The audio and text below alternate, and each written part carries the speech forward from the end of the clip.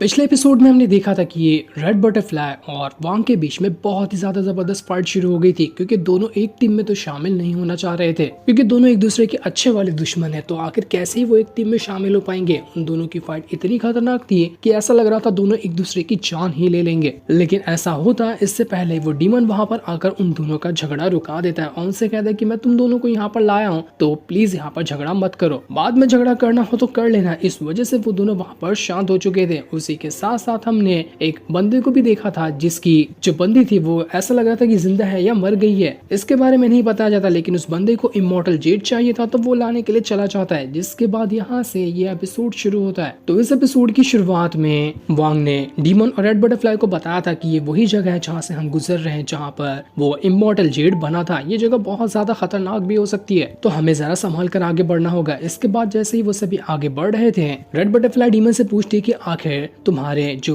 Ancestor वगैरह थे उन्हें वो कॉफिन वाली जगह कैसे मालूम चली। जिस पर डीमन कहता है कि ये बहुत ही सीक्रेट बात है, तो मैं तुम लोगों को नहीं बता सकता। ये हमारा जो ट्रोल क्लान है ना, उन तक ही सीमित है ये बात कि कैसे हमारे एंसेस्टर ने उस कॉफिन वाली जगह को ढूंढा था, तो मैं तुम्हें नहीं बता सकता। इसलिए रेड बटरफ्लाई भी उसको ज्यादा फोर्स नहीं करती और वो सभी वहाँ से आगे बढ़ते हुए एक पहाड़ की चोटी पर आकर पहुंच जाते हैं। वहाँ आने के बाद रेड बटरफ्लाई कहती कि मैं तुम लोगों को यहाँ तक के लेके आई, मेरी काफी ज्यादा पावर खत्म हो गई, तो मैं अपना थोड़ा सा खुद को रिकवर करने जा रही हूँ, आगे से कोई काम मुझे मत देना, बाकी जो बंदे हैं वो भी आगे का काम संभाल सकते हैं। वो डीमन कहता है कि ठीक है कोई बात नहीं, आगे का जो भी मैटर होगा वो मैं और वांग मिलकर संभाल लेंगे, तुम यहाँ पर खुद को आराम से रिकवर करो, क्योंकि तुम्हारी आगे चलकर भी जरूरत पड़ने वाली है। वांग यहाँ पर कहता है कि इस रेड बटरफ्लाई के पास तो ना आराम से कोई पील होगी जिसे खाकर वो अपनी पावर को रिकवर कर सकती है, लेकिन ये मुझे उकसा रही है आगे की मैटर को संभालने के लिए, ताकि आगे खतरे में मैं जाकर फंस जाऊं। बस एक बार मैं अपना एक और ब्रेक थ्रू करके ट्रांसफॉर्मेशन ऑफ गॉड लेवल के मिड स्टेज पे पहुंच जाऊं ना, तो आराम से मैं इस रेड बटरफ्लाई की जान ले सकता हूँ। बहुत ही दिमाग खराब करके रखा है इसने मेरा। इसके बाद वो जो डीमन होता है वो वहाँ पर एक कंपास को बाहर निकालता है, जो कि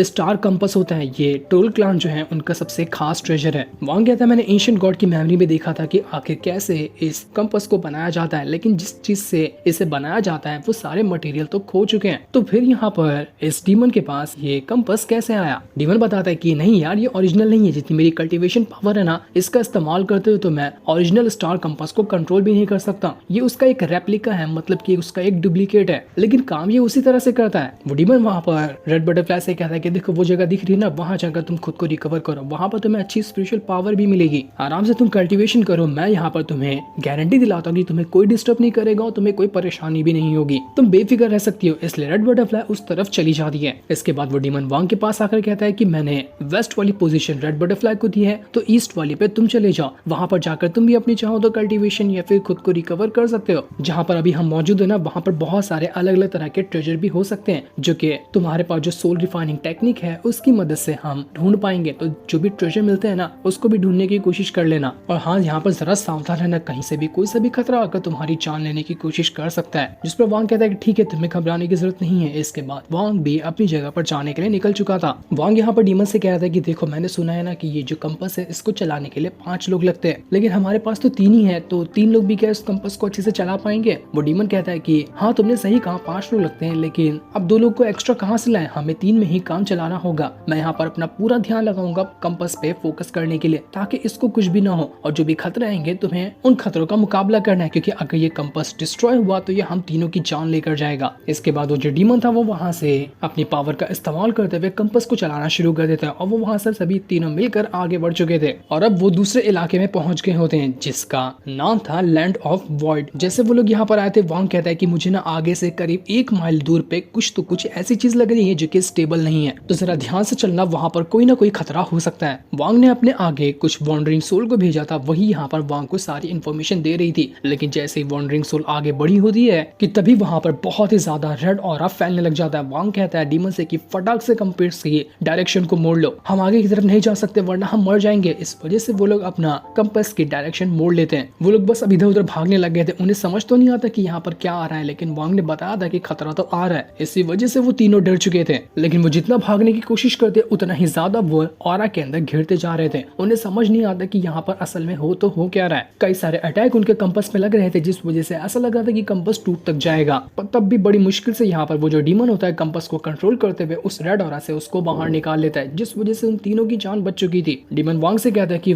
वांग तुमने तो यहाँ पर बचा ही लिया, वरना अगर हमें खतरे का एहसास नहीं होता ना, तो आज हम तीनों मर गए होते। न जाने आखिर वो किस तरह का मॉन्स्टर था जो हमारे ऊपर अटैक करने के लिए आया था, रेड ऑरा फेंकते हुए। जो भी था बड़ा खतरनाक था, जिस पर वांग कहता है कि वो जो मॉन्स्टर था ना उसको कहते हैं अनाइहिलेशन क्रिएचर, जो आसपास की जो पावर होती है जिस वर्ल्ड के अंदर वो मॉन्स्टर रहता है वो वहां की पावर को ही खाकर जिंदा रहता है। वो मॉन्स्टर अभी का नहीं है, वो एंशिएंट टाइम से यहाँ पर रहता है। बहुत पहले के टाइम पे जो एंशिएंट कल्टीवेटर थे उन लोगों का भी मुकाबला कभी अनाइहिलेशन क्रिएचर से हो जाता था तो वो लोग को भी बहुत परेशानी आती थी उसका मुकाबला करने में, क्योंकि जल्दी वो क्रिएचर मरता ही नहीं है। वो डीमन वांग से कहता है कि अरे वाह, आपके पास तो बहुत अच्छा ज्ञान है, बहुत अच्छा हुआ कि मैंने आपको यहाँ पर इस टीम में शामिल किया। लेकिन रेड बटरफ्लाई की तो जल रही थी। वो कहती है हम कैसे मान ले भाई साहब कि वो जो वांग ने कहा सच में वहाँ पर अनाइहिलेशन ही क्रिएचर था, कोई और भी तो हो सकता है। ये कुछ भी भोंकता है वांग अपने मुंह से और हम क्या उसकी बात को मान लेंगे। वांग कहता है तुम लोगों को मानना है तो मानो, नहीं मानना है तो मत मानो, लेकिन वो जो रेड ऑरा फेंकता है ना उसके सामने हम तीनों भी आ जाना तो तीनों नहीं टिक पाएंगे, इतना खतरनाक होता है वो। तभी उसको पता चलता है कि वो मॉन्स्टर उनकी तरफ ही बढ़ रहा है। तो वो डीमन से कहता है कि फट से ये कंपास की डायरेक्शन नॉर्थ की तरफ कर लो, हम इधर उधर भागेंगे ना तो वो मॉन्स्टर हमारी डायरेक्शन भूल जाएगा और वो फिर हमें नहीं ढूंढ पाएगा। लेकिन डीमन कह रहा था कि अपने मन के अंदर अभी तो वांग बोल रहा था हमें दूसरी तरफ जाना है, अब ये बोलता है नॉर्थ की तरफ जाना है। क्या इसको सच में पता है ना कि वो क्रिएचर को अनाइहिलेशन ही क्रिएचर कहते हैं, या फिर रेड बटरफ्लाई सही कह रही थी। वांग कहता तुम दोनों भाड़ में जाओ, मैं तो जा रहा हूँ यहाँ से, तुम दोनों को मारना है ना तो यहीं पे रहो। इतना कहने के बाद वांग तो फट से भाग चुका था, उसको पता था कि मॉन्स्टर यहाँ पर आ रहा है जो बहुत खतरनाक अटैक करेगा। रेड बटरफ्लाई कहती कि अच्छा वो भाग गया, मुझे तो वैसे भी उसकी बात पे यकीन नहीं था, वो हमें खाली बहकाने की कोशिश कर रहा था, आने तो मॉन्स्टर को हम दोनों मिलकर उसको मार देंगे। लेकिन तब जो डीमन पीछे देखता है उसकी आंखें फटी की फटी रह जाती, क्योंकि हजारों की तादाद में वहां पर वो जो ऑरा था उसकी तरफ ही बढ़ रहा था। डीमन कहता है कि लग गए, काश मैंने यहाँ पर वहां की बात सुन ली होती है, मैं तो यहाँ पर मरने वाला हूँ। वो फुल रफ्तार के साथ कंपास को भगाना शुरू कर देता है। रेड बटरफ्लाई की भी फट चुकी थी, वो कहती है कि जल्दी भगाना यार, क्या कर रहा है, इतना स्लो स्लो कंपास चलाएगा तो मर जाएंगे हम। इनसे वांग ने पहले ही कहा था, लेकिन उस टाइम तो इन लोगों को नाटक आया, अब भुगत रहे वो लोग इस चीज का अंजाम। उनका कंपास से अब यहाँ पर ऑरा की वजह से टूटने ही वाला था। तब जो रेड बटरफ्लाई होती है अपने फ्लावर के अंदर से वो दो पंखुड़ी निकालती है और मॉन्स्टर की तरफ ही अटैक कर देती है ताकि ये मॉन्स्टर वहां पर मर जाए। धमाका बहुत खतरनाक था और फ्लावर इस्तेमाल करने की वजह से रेड बटरफ्लाई की पावर भी काफी ज्यादा कम हो जाती है, जिसके बाद देखते ही देखते उस मॉन्स्टर ने यहाँ पर उनके ऊपर हमला कर दिया था। काफी हद तक के लग रहा था कि कंपास टूट चुका है और वो उन दोनों को खाने के लिए अपना मुंह भी खोल लेता है। रेड बटरफ्लाई अपना और ज्यादा फ्लावर का इस्तेमाल करके मॉन्स्टर के ऊपर अटैक कर रही थी। काफी हद तक के तो उसका फ्लावर भी खत्म हो चुका था, लेकिन मॉन्स्टर जो था वो मरने का नाम ही नहीं ले रहा था। बहुत ही खतरनाक वो मॉन्स्टर होता है। काफी ज्यादा तकलीफ उठाने और काफी हद तक के फ्लावर को खोने के बाद आखिरकार वो मॉन्स्टर से बचकर आगे आ चुके थे,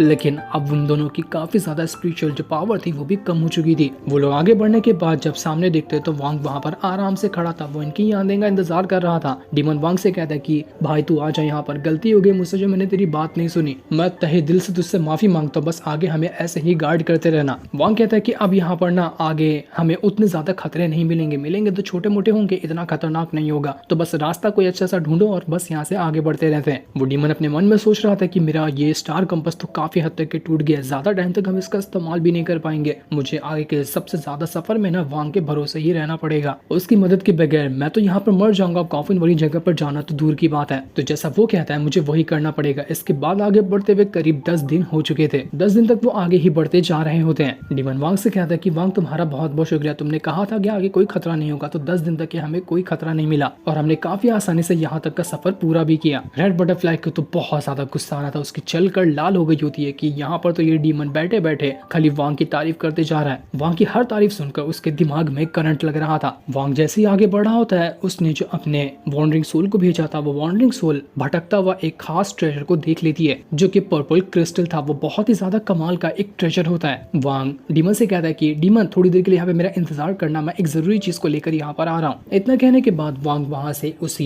क्रिस्टल को लाने के लिए निकल चुका था। वांग कह रहा होता है कि अगर हमें ओरिजिनल वाला स्टार कंपास बनाना है ना तो उसमें ये जो क्रिस्टल है वो एक खास मटेरियल की तरह काम आता है। ये मटेरियल जल्दी कहीं मिलता नहीं, तो इसको ऐसे छोड़ देना बहुत ही बड़ी बेवकूफी होगी।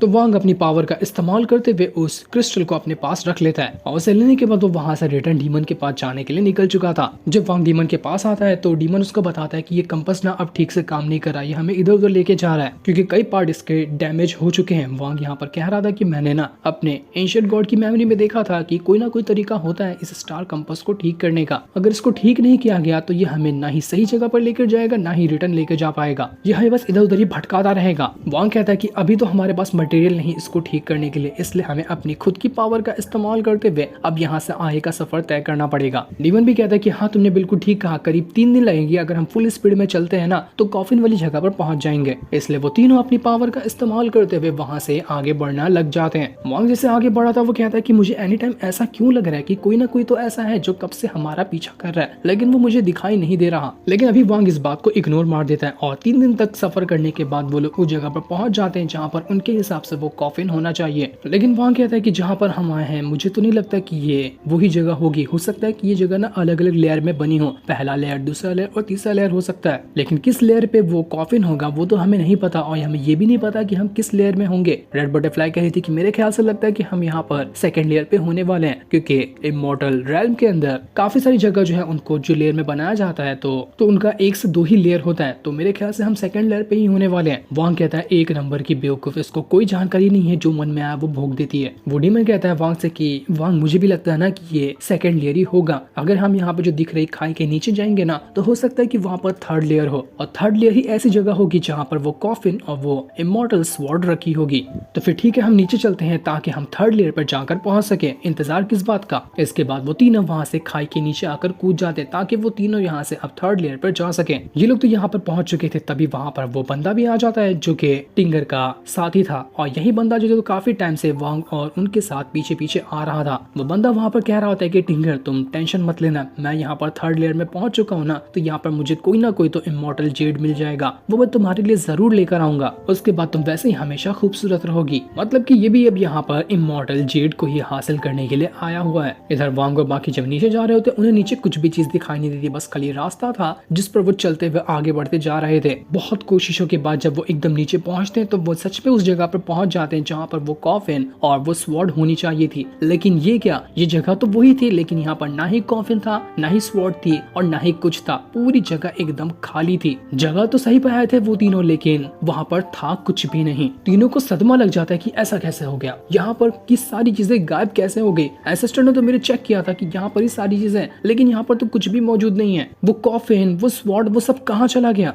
रेड बटरफ्लाई डीमन से कहती कि यही जगह के बारे में तूने मुझे बताया था और यहीं पे मुझे लाना चाहता था, देख यहाँ पर कुछ नहीं मिला, मैं तुझे जिंदा नहीं छोड़ने वाली, तेरी वजह से मैंने कितनी सारी अपनी पावर को बर्बाद किया। ये लोग यहाँ पर आपस में बहस कर रहे थे, लेकिन वांग तो वहां से आगे बढ़ जाता है। वांग यहाँ पर आने के बाद अपनी पावर की मदद से ये पता लगाता है कि यहाँ पर वो कॉफिन था भी नहीं। उसे पता चलता है कि कॉफिन तो यहाँ पर था। डीमन झूठ नहीं कह रहा, लेकिन यहाँ पर कुछ न कुछ ऐसा हुआ है जिसकी मदद से सब कुछ गायब हो गया। ना कॉफिन है, ना स्वॉर्ड है, कुछ भी यहाँ पर नहीं है। जगह तो हम सही है, लेकिन यहाँ पर कुछ है ही नहीं। वांग रेड बटरफ्लाई से कहता है कि देखो झगड़ा करने से कोई फायदा नहीं है, तीनों को मिलकर साथ में काम करना पड़ेगा, तभी हमें कुछ मिलेगा, वरना हमारी मेहनत तो गई। वो डीमन यहाँ पर वांग और रेड बटरफ्लाई से कहता है कि मुझे माफ कर देना, मुझे नहीं पता था कि ऐसा कुछ हो जाएगा, मैंने तुम्हें यहाँ पर लाकर बहुत बड़ी गलती कर दी, उम्मीद है कि मेरी इस गलती के लिए आप दोनों मुझे यहाँ पर माफ कर देंगे। रेड बटरफ्लाई कहती है कि माफ कर दूं, ऐसे ही माफ कर दूं, मेरी जो पावर खत्म हुई वो कौन ला कर देगा, जब तुझे गारंटी थी ही नहीं कि यहाँ पर कुछ होगा या नहीं होगा तो मुझे यहाँ पर लेकर क्यों आया, मुझे इसका हिसाब चाहिए, वो मेरी सूद समेत लूंगी तेरे से, तू तो गया बेटे, तुझे नहीं छोड़ने वाली मैं। डीमन उससे कह रहा था कि बस यहाँ से हम लोग एक बार मेरे सेट में चले जाए, मैं वहाँ पर तुम्हें अच्छे से सब कुछ बता दूंगा और तुमसे अच्छे से माफी भी मांग लूंगा, जो भी मेरे सेट की खास चीज होगी ना वो मैं तुम्हें देने के लिए तैयार हूँ, ताकि तुम्हारी जो पावर खर्चा हुई है उसकी भरपाई कर सकूं, प्लीज मुझे माफ कर दो। वांग वहाँ पर आराम से अपना कल्टीवेशन कर रहा था और कल्टीवेशन करने के बाद वो वहाँ पर डीमन से कहता है कि डीमन तूने कहा था ना कि यहाँ पर थर्ड लेयर होना चाहिए, तो जहाँ हम खड़े हैं ना वो थर्ड लेयर नहीं है, जहाँ मैं खड़ा हूँ उसके नीचे मुझे ऐसा लगता है कि थर्ड लेयर है और वहाँ पर हो सकता है वो कॉफिन। ये सुनकर डीमन भी हैरान रह जाता है, वो भाग के वांग के पास आता है ताकि देख सके कि वांग यहाँ पर सच कह भी रहा था कि नहीं, अगर नीचे थर्ड लेयर हुआ तो वो कॉफिन भी मिल जाएगा और रेड बटरफ्लाई की डांट भी नहीं सुननी पड़ेगी। लेकिन जैसे ये तीनों यहाँ पर जमा हुए थे कि तभी वहाँ पर वो बंदा आ जाता है जो इमॉर्टल जेड लेने के लिए आया हुआ था। वो तीनों के ऊपर एक ही बार में अटैक कर देता है, जिस वजह से तीनों उड़कर दूर फेंका चुके थे। उस बंदे का नाम था ज़ाग युई, जो कि 5 एलिमेंट सेक्ट का एक मेंबर है। उसे देखकर वो तीनों हैरान रह चुके थे कि ये तो ज़ाग युई है, ये यहाँ पर क्या करने के लिए आ गया, बड़ा ही पावरफुल और बहुत ही ज्यादा खतरनाक बंदा है, लेकिन वो यहाँ पर किस लिए आया था और कहीं उसी ने तो यहाँ पर कॉफिन वगैरह को चुरा तो नहीं लिया, इस चीज के बारे में अभी हमें नहीं बताया जाता। और इसी सीन के साथ ये एपिसोड यहीं पर एंड हो जाता है।